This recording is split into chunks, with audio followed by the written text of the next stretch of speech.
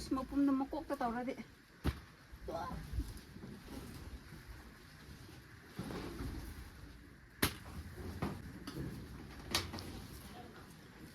ꯌꯣꯡꯁꯨ ꯃꯥꯟꯂꯛꯈ꯭ꯔꯦ ꯄꯨꯟꯁꯤꯁꯦ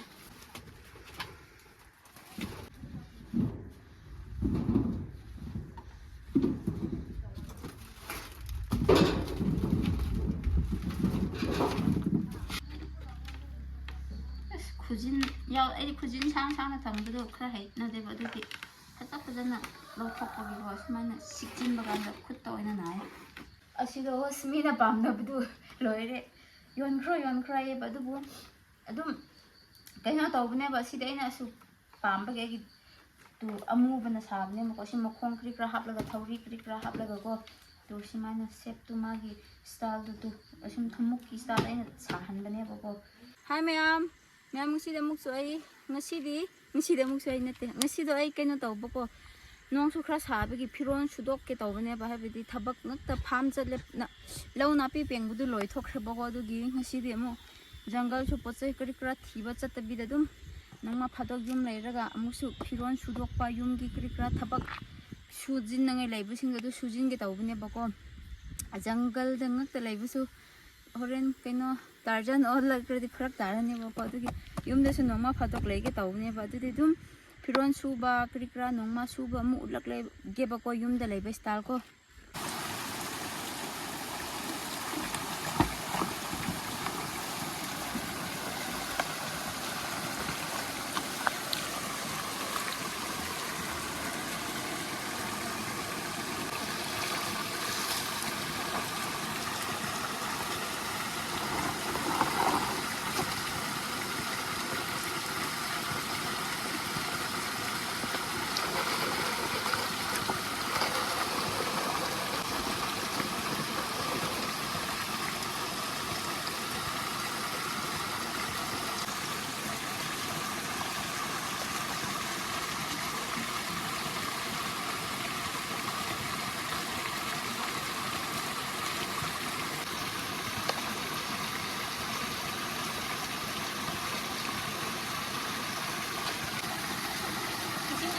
Bako happy look price la pu mathabi la pu am le ba lo pu da la ko ki ko isin do am ni apun de ngasi ap nong khai ba du bo dum ngasi de sa ba gi isin da dum ting ba tat ko ne ba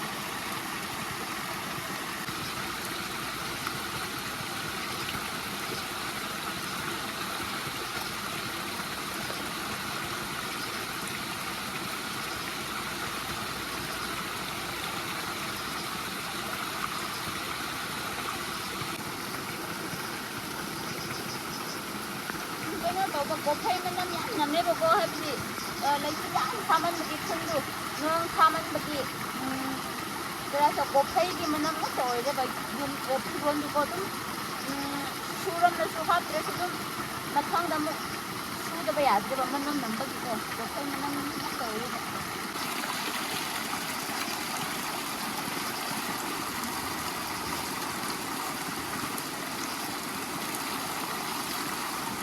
Ising kundi ising habi ngai bako habdi kaino tawe ba yang siang na lai bako tu aduga akhoi news tawsi ba ising dum kun se ba adum nahan entity news tawram basin demo news tawbi na te bako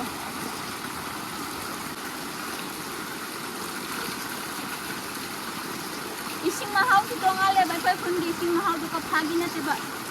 habdi atai lam ising na ko kun lakse adum asnai kun ising ka phagi na ta ging ka yam hawe mahau lai hai bako sing du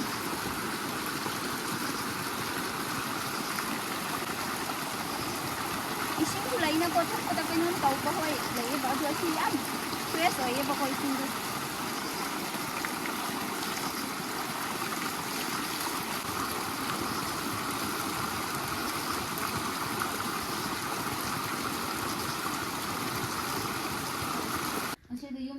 na karisu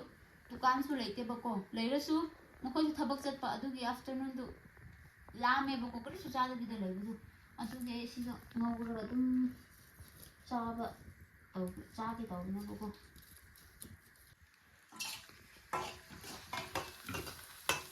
ꯈꯣꯠꯅꯕ ꯆꯩꯗꯨꯅ ꯆꯥꯎꯔꯒ ꯂꯩꯔꯦ ꯈꯥꯡꯒꯗꯤ gas ꯂꯣꯏꯊꯣꯛꯈ꯭ꯔꯦꯕꯀꯣ ꯃꯌꯥꯝ ꯑꯗꯨꯒꯤ ꯌꯥꯝ ꯕꯦꯔꯥ ꯇꯧꯈ꯭ꯔꯦ ꯑꯉꯥꯡ ꯑꯣꯏꯔꯤꯀꯥꯟꯗꯒꯤ ꯑꯩꯈꯣꯏꯅ ꯌꯥꯝꯅ ꯄꯥꯝꯅ ꯐꯦꯚꯣꯔꯥꯏꯠ ꯑꯆꯥꯄꯣꯠꯅꯦꯕꯀꯣ ꯁꯤꯁꯦ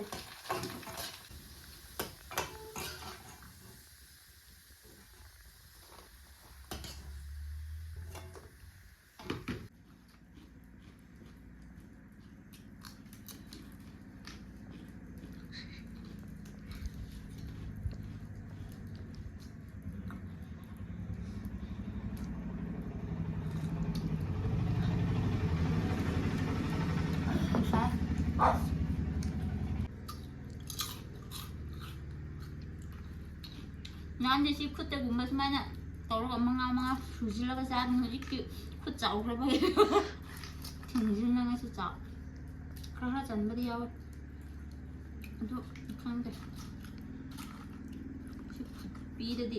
ꯆꯪꯒꯗꯕ ꯌꯥꯎꯒꯗꯕ ꯃꯥꯟꯗꯦ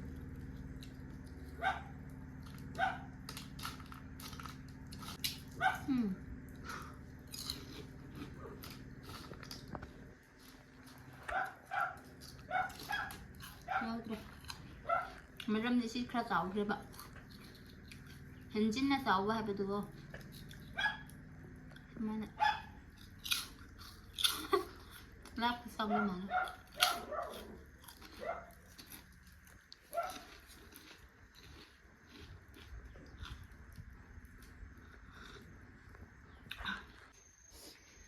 ꯃꯌꯥꯝ ꯍꯧꯖꯤꯛ ꯁ꯭ꯀꯣꯁ ꯍꯦꯛꯄꯤꯒꯦꯕꯀꯣ ꯍꯥꯏꯕꯗꯤ ꯁ꯭ꯀꯣꯁ ꯑꯣꯔꯗꯔ ꯌꯥꯝ ꯂꯩ ꯑꯁꯤꯁꯨ ꯑꯩ ꯁꯝꯁꯨ ꯏꯃꯥ ꯍꯣꯏꯅ ꯂꯣꯏꯅ ꯂꯧꯅ ꯄꯨꯕꯤꯈ꯭ꯔꯦꯕꯀꯣ ꯑꯗꯨꯒꯤ ꯑꯩꯁꯨ ꯁꯤꯃꯨꯛ ꯍꯦꯛꯀꯦ ꯇꯧꯕꯅꯦꯕ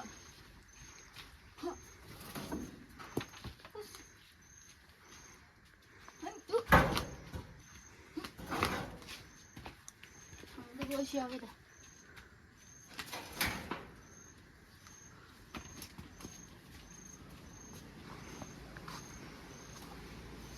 ꯅꯣꯡ ꯆꯨꯅꯉꯥꯏ ꯍꯣꯠꯅꯔꯤ ꯑꯩꯁꯨ ꯅꯪꯅꯉꯥꯏ ꯍꯣꯠꯅꯔꯤ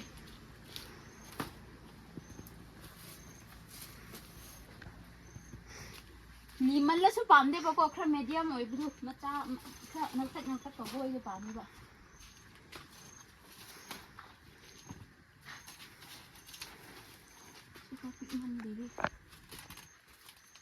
ꯁ꯭ꯀꯣꯁ ꯃꯔꯥ ꯌꯥꯝ ꯆꯥꯎꯋꯦꯕꯀꯣ ꯑꯥ ꯐꯥꯎ ꯌꯧꯕꯅꯦ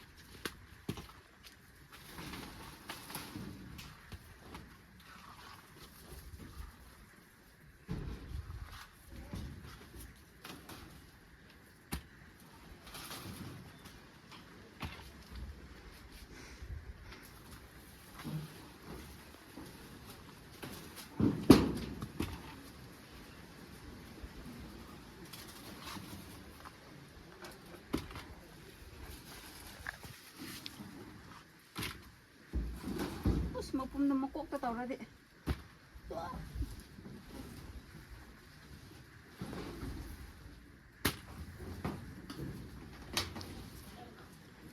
ꯌꯣꯡꯁꯨ ꯃꯥꯟꯂꯛꯈ꯭ꯔꯦ ꯄꯨꯟꯁꯤꯁꯦ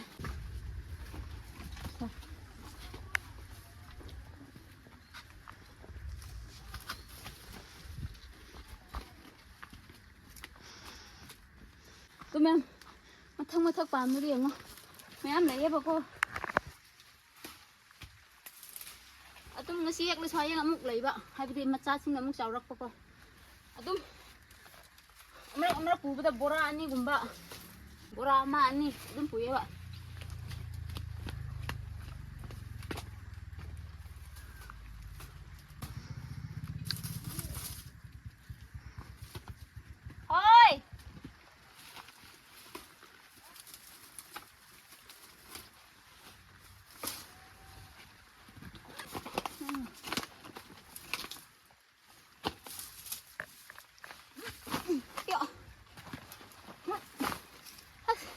ꯑꯋꯥꯡꯕ ꯃꯤ ꯑꯣꯏꯔꯗꯤ ꯁꯤꯒꯨꯝꯕꯗꯤ ꯈꯨꯠꯅ ꯊꯣꯛ ꯍꯦꯛꯄꯤꯒꯗꯧꯕꯅꯦꯕ ꯑꯗꯣ ꯑꯩꯒꯤꯗꯤ ꯑꯅꯦꯝꯕ ꯃꯤꯅꯤꯅ ꯇꯣꯡꯉꯒ ꯇꯧꯗ꯭ꯔꯗꯤ ꯎꯄꯥꯏ ꯂꯩꯇ꯭ꯔꯦ ꯍꯥꯏꯕ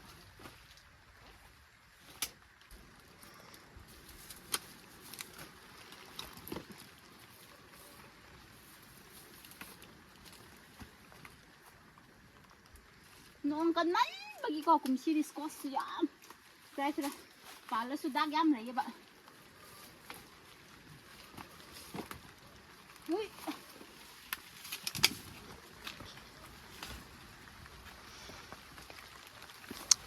hậu đi hậu á squash tụi cô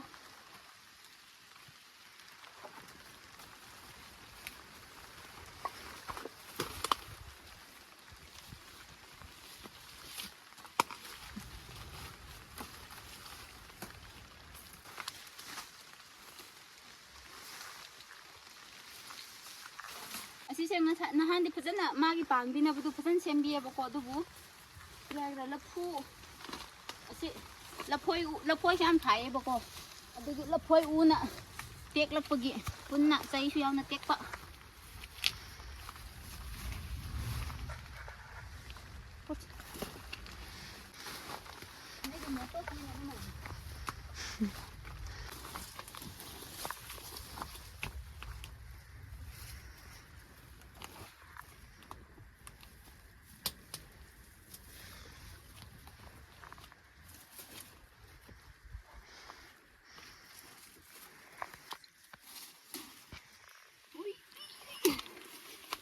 Sesuai sinahan. Kita nak sendi benda tu. Tek kerap pergi kau.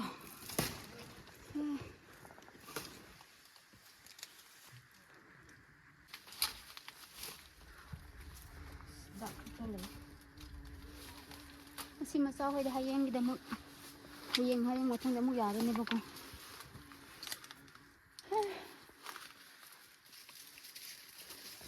Kita discuss tu hong nak. 또 연바 가는데 뭐이나 연바디 암땅땅나 열레바 게지도 군바고 또 에코에 시드나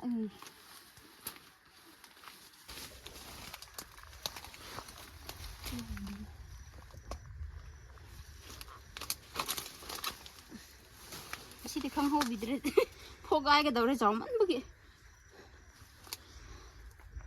시디 탈락해 보고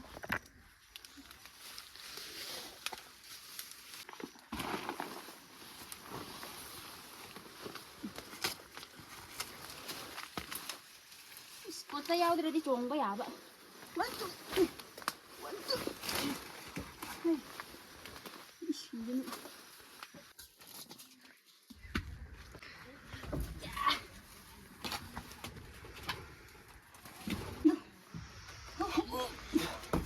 Xin biết tôi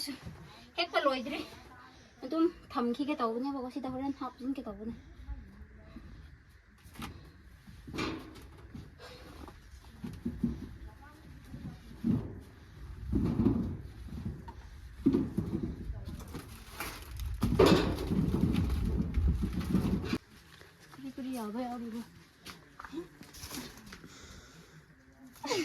Xin phao một phần thôi tôi. Cái một số sát chi nữa, bọt bì vậy bộ.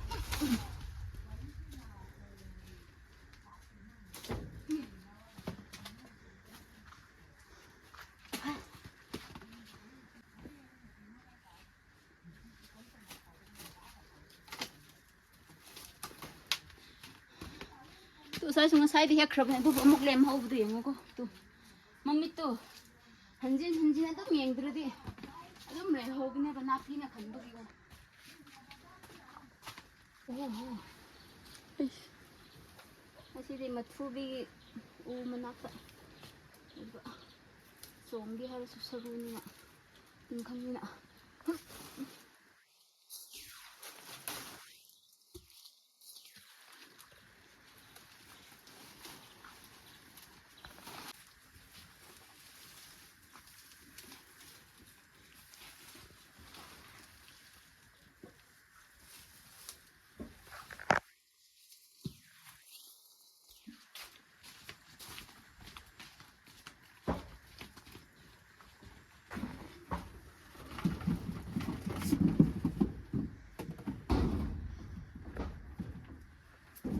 Ito po kayo natawag eh.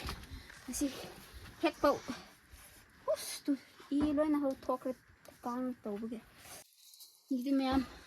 Asi hek po krigrali. Asi man ay hangge po ko aduga horen. Kaya mo hek pra hay po kung bakrigra adum matang ulak ke po ko habde si hek po dedum chama na kra ba singok ut pa ko re po ko aduga horen. Kaya mo yam hek pra pan pra habde ko adum yum ga pop na adum yum ga nap la lay kra ne po ko squash marado ko adubu ꯎꯠꯍꯜꯂꯒꯦ ꯍꯣꯔꯦꯟ ꯀꯌꯥꯃꯨꯛ ꯌꯥꯝꯅ ꯍꯦꯛꯄ꯭ꯔꯥꯕꯗꯤꯀꯣ ꯑꯗꯨꯗ ꯑꯗꯨ ꯌꯦꯡꯉꯁꯦ ꯌꯥꯝ squash ꯃꯌꯥꯝ ꯁꯤꯗ ꯂꯩꯔꯦꯕꯀꯣ ꯁꯤꯗ ꯄꯔꯦꯜꯗ ꯌꯣꯟꯊꯣꯛꯅꯉꯥꯏ ꯇꯧꯔꯕꯅꯦꯕꯀꯣ ꯁꯤ ꯑꯣꯏꯔꯦ ꯉꯁꯤ ꯍꯦꯛꯄꯗꯨꯀꯣ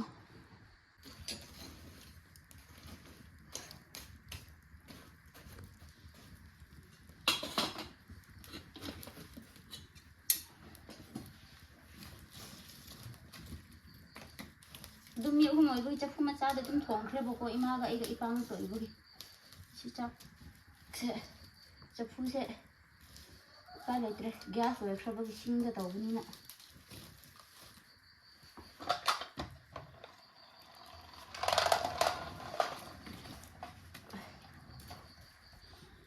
ꯆꯥꯛꯇ ꯑꯗꯨꯝ ꯊꯣꯡꯕꯤꯔꯝꯂꯒꯦꯕꯀꯣ ꯑꯗꯨꯒ ꯍꯟꯖꯥꯡꯗꯤ ꯍꯣꯔꯦन ꯏꯃꯥ ꯐꯥꯝ ꯍꯜꯂꯛꯇ꯭ꯔꯤꯕ ꯑꯗꯨ ꯍꯜꯂꯛꯄ ꯀꯥꯟꯗ ꯑꯗꯨꯝ ꯀꯩꯅꯣ ꯇꯧꯔꯅꯦꯕꯀꯣ ꯃꯥꯅ ꯄꯨꯕꯤꯔꯛꯂꯅꯦꯕ ꯑꯗꯨꯒ ꯊꯣꯡꯒꯅꯤ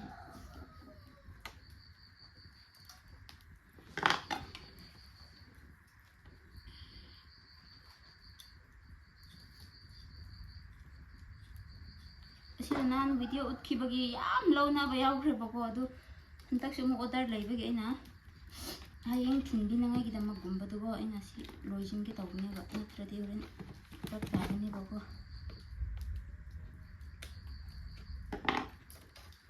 ꯁꯤ ꯆꯥꯛ ꯊꯣꯡꯕ ꯑꯣꯏꯅ ꯃꯩ ꯃꯅꯥꯛꯇ ꯐꯝꯂꯒ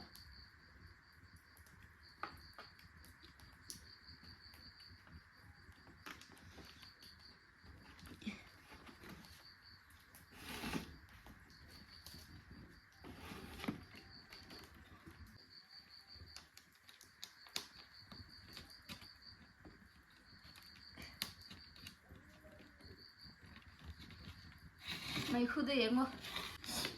ꯑꯁꯤꯗꯤ ꯂꯤꯅ ꯇꯧꯕꯒꯤꯀꯣ ꯈꯔ ꯀꯔꯤꯁꯤꯔ ꯈꯔ ꯀꯟꯇꯛ ꯀꯟꯇꯛ ꯇꯧꯋꯦꯕ ꯁꯤ ꯑꯆꯥꯎꯕꯗꯗꯤ ꯂꯤꯅ ꯇꯧꯗ꯭ꯔꯗꯤ ꯌꯥꯗꯦꯕꯀꯣ ꯑꯗꯨ ꯃꯦꯔꯨꯛ ꯃꯆꯥꯗꯗꯤ ꯑꯗꯨꯝ ꯇꯥꯂꯛ ꯍꯥꯏꯕ ꯑꯃꯗꯨ ꯑꯗꯨꯅ ꯇꯧꯕꯒꯤ ꯈꯔ ꯅꯨꯡꯉꯥꯏꯌꯦꯕꯀꯣ ꯃꯆꯥ ꯃꯆꯥꯗꯗꯤ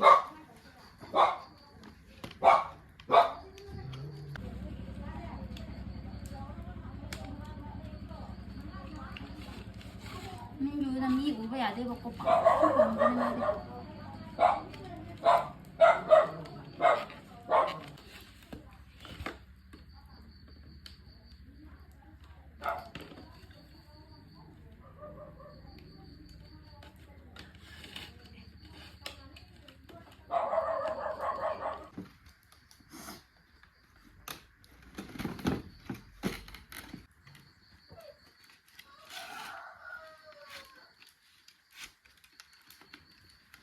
ꯈꯨꯖꯤꯟ ꯑꯩꯗꯤ ꯈꯨꯖꯤꯟ ꯁꯥꯡꯅ ꯊꯝꯕꯗꯣ ꯈꯔ ꯍꯩꯅꯗꯦꯕ ꯑꯗꯨꯒꯤ ꯐꯖꯅ ꯂꯧꯊꯣꯛꯄꯒꯤꯀꯣ ꯁꯨꯃꯥꯏꯅ ꯁꯤꯛꯆꯤꯟꯕ ꯀꯥꯟꯗ ꯈꯨꯠꯇ ꯑꯣꯏꯅ ꯅꯥꯏ ꯑꯁꯤ ꯊꯧꯔꯤꯁꯨ ꯂꯤꯗꯣ ꯀꯟꯃꯜꯂꯦꯕ ꯃꯍꯧꯁꯥꯒꯤ ꯀꯟꯕꯒꯤꯅꯦꯕꯀꯣ ꯏꯄꯥ ꯄꯥꯅ ꯇꯧꯒꯦ ꯍꯥꯏꯔꯁꯨ ꯇꯠꯀꯅꯦꯕ ꯑꯗꯨꯒꯤ ꯑꯃꯨꯛ ꯁꯤ ꯆꯥꯡꯗ ꯏꯄꯥ ꯄꯥꯈ꯭ꯔꯕꯅꯦꯕꯀꯣ ꯁꯤ ꯄꯥꯗꯤ ꯑꯗꯨꯕꯨ ꯃꯍꯧꯁꯥꯒꯤ ꯈꯔ ꯑꯀꯟꯕ ꯊꯧꯔꯤ ꯑꯣꯏꯕ ꯍꯥꯏꯕ ꯇꯥꯔꯦ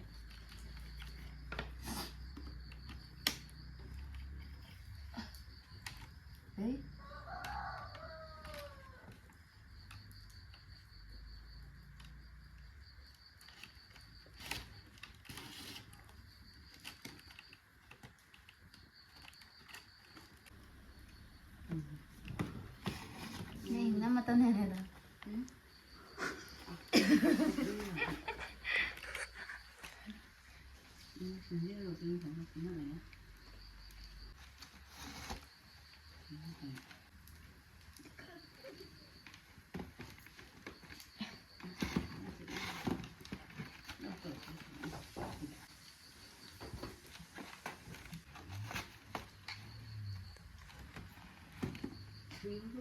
Asian ni utke oye bagwa desi lo na makte to masin phot pa gumba cha bana khre bauji ti mas la khre be hanjang khom ngai ta khre ge bako adu de to mai na ngasi nongma aina su bakri pra uti bi goire bako asi de mi nahan tangkhai di lau khre ba du tangkhai de mu palel phau pu bi ro hai bako adu ge aina asi palel phau nang ngai hai ro asi phot pakri pra ta ne bako asi bu do horen loi chil lage ba adu loi na mu utpati sang khre ne bako adu ki ne bako du kaino tawde aigi phajaba ma utpi ronge to mem sam macha du yengo si ai yam pame bako si gumba sam macha si da decoration ki damak thamdi thammane ba du kri kri da dum macha dum puraga sananangai damak yam fainako adu hanjang macha kri kra morok khajik enkon da gumba heklangai diam darkal ne bako si su phajai ba tu asido smina pamna bdu loire yon khro ye ba du bu adum kaina tawbne ba si daina su pamba ge tu amu bana sabne mako si makhong kri kra hapla ga thauri kri kra hapla ga ko tu si mana shape tu magi style tu asim thamuk ki style aina sahan bane bako yam phajak khabane si su duga adum mi am asido kaina tawe bako ubada hek tu ubagan hai kadai da tawbra kaman sabra aisu logi sido pihro hai bi ne bako du moi gi aina anau du sabi gi hai ne bako adum ma'am सु पामना दे तुम high बियो बको अइना तुम फजना कइनो तौबिगे साहनगे बसिदा खुदसा अहे अहे बियाम लये बको तु Chris वारुरनु बको अपाम सिंग तुम एंगोंदा अइना हाइबदु नहाई वीडियो दसु तुम कमेंट द कमाइना पाउ फाउनागनि कमाइन पाउ फाउनागनि हाइबदुको आइगे इंस्टाग्राम द तुम टेक्स्ट तौबिरोबा अदुम पोचै क्रिकरा हंबा अइनासु तुम अइना थबक क्रिकरा अप डाउन चट पलम ओइरदि अइनासु तुम डिलीवरी तौबिबने बको अदुबु तानजा चारदि नत्रदि तुम इम्फाल गुम्बदी अखोई खुनगदी याम थापनिना आइसु अदु ngakta थिनबदी खरादि वाइबा अदुबु अइना करि करा थबक अमा अरुबा थबक चटपा लैबा कान अइनासु अदुम पोचै द फ्री द पुबीबने बको फ्री हाइबदि खुनदगी चांग दु माइना खोंगना पीबीबने बको अइना पुबीरकलगा अदुना मयामसु पामले द इंस्टाग्राम द टेक्स्ट तौबिरो अदुगा अदुम असि होसि याम फाखरबने नोय प्लास्टिक गुम्बदा मरोक ओइरो करि करा अदुम हंजांग नापी खर खजिक तंग जानांगि द हाइलगा हेकजिन बदु सिना सुमान तौरगा नुआइना को बैग त सुम पाइरगा सुमान हुनजिन बदु खरा नुआइतिना को सिसु दुम थंबा दरकार ताइबा दुना मयाम सु पामनादि हाइरो आइगे इंस्टाग्राम दगो अदुदि कइनो तौरसे ngasi वीडियो दि मयाम अदुम आइना नोमा फातु स्कोस याम हेकने लैख्रे बदु सु पलेन द योनबा चतनंगि गि दमंगने बको अदु गुम्बा उत्पीबा ओइरे बको आइना नोमा फातु सुबुदु को अदु ओइरे अदुदि कइनो तौरगे मयाम वीडियोस अदुम अस्वाइदा लोइजि लगे अदुदि मयाम